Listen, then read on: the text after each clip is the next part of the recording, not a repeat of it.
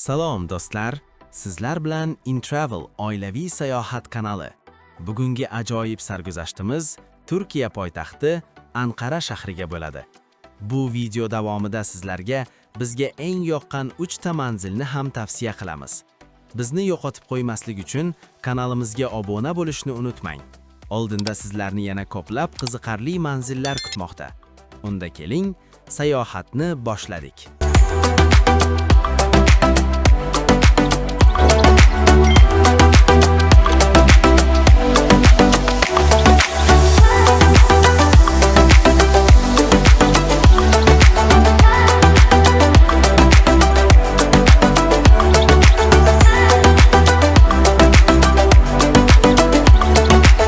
Anqara bu shunchaki poytaxt emas.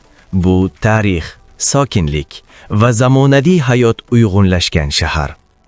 Sayohatimizni Anqaraning eng muhim va muqaddas maskani Anitkabirdan boshladik. Bu yerga qadam qo'ygan zahoti sukunat va ulug'vorlikni his qilasiz. Anqaraga kelgan har bir sayyoh Anitkabirga albatta tashrif buyurishi kerak. Nega deysizmi? Chunki Anitkabir oddiy maqbara emas. Bu yerga qadam qo'ygan zahotingiz go'yo tarix siz bilan gaplasha boshlaydi. Bu maskan shunchalik ulug'vorki, hatto eng shovqinli sayyoh ham bu yerda beixtiyor sukut saqlaydi. Dunyoda kamdan kam joy borki, me'morchilik, tarix va milliy ruh bir nuqtada shu darajada uyg'unlashgan bo'lsin. Eng ajablanarlisi, Anitkabirga kelgan odam Atatürkni bilmasligi mumkin, ammo bu yerdan chiqayotganda uning shaxsiga nisbatan chuqur hurmat bilan chiqadi.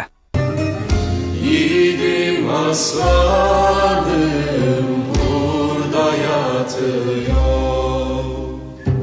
Bu joyni ko'rmasdan turib, Anqarani ko'rdim deyish biroz ishonarsiz bo'ladi nazarimda.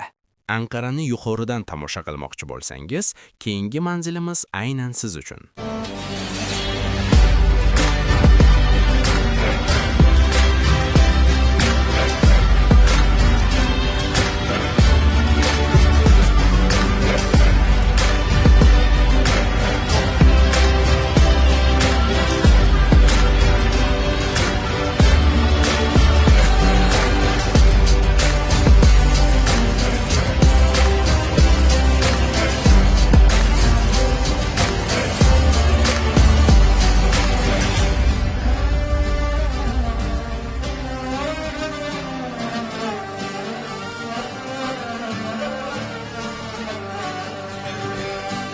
Anqara qal'asi. Bu yerda go'yo vaqt ortga qaytgandek. Qadimiy devorlar, tor ko'chalar va tarix nafas ufurib turadi. Qala tepasidan qarasangiz, butun Anqara kaftdagidek ko'rinadi. Bu joy suratga tushish va shahar ruhini his qilish uchun ayni muddao. Eng qiziq tomoni shundaki, Anqara qal'asi 2000 yildan ortiq tarixga ega bo'lib, u rimliklar, Vizantiyaliklar va Saljuqiylar davridan guvohlik berib kelmoqda. Qala ichida sayr qilar ekansiz, hunarmandlar do'konlari, qo'l mehnati bilan yasalgan buyumlar va milliy suvenirlar sizni beixtiyor to'xtatib qo'yadi. Bu yer faqat tarix emas, bu joy Anqaraning tirik xotirasi. Har bir tosh, har bir ko'cha o'z hikoyasini so'zlaydi. Agar siz Anqarani faqat ko'rishni emas, his qilishni istasangiz, Anqara qal'asi albatta sizning manzilingiz bo'lishi kerak. Sayohatimiz davomida biz oilaviy hordiq uchun juda qulay maskan, genchlik, ya'ni yoshlik parkiga ham tashrif buyurdik. Yashil tabiat, sokin muhit, bolalar uchun attraksionlar. Bu yer ayniqsa oilalar uchun juda mos. Park markazidagi katta sun'iy ko'l atrofida sayr qilish, toza havodan bahramand bo'lish va bir zumga shahar shovqinini unutish mumkin.